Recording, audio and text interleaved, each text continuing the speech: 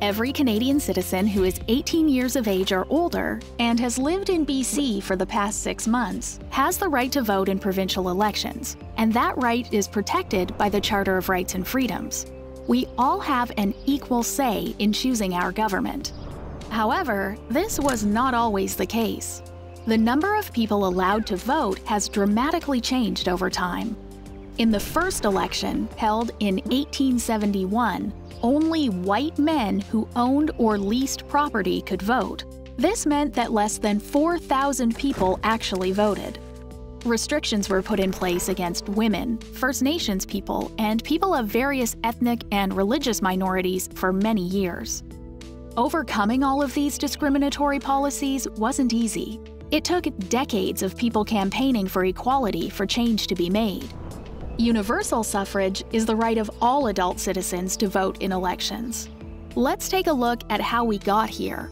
After the results of a referendum in 1917, BC became the 4th province in Canada to give women the right to vote.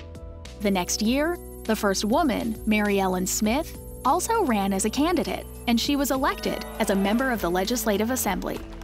Even though BC women now had the right to vote, this didn't mean all women. Both women and men of certain ethnic groups, including First Nations people, were still excluded. Before this, during various time periods, thousands of Canadians identified as Chinese, South Asian, Japanese, Doukhobor, Mennonite, and Hutterite were denied the right to vote and were not allowed to hold public office positions. And First Nations people registered under the Indian Act were not allowed to vote in provincial elections until 1949. Along with these groups, other individuals and groups also gained voting rights.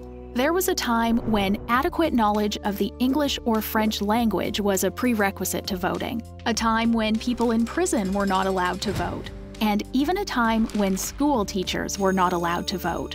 The right to vote is something that people and groups have fought for. Democratic rights allow citizens to play a part in choosing their government, and this is something to celebrate.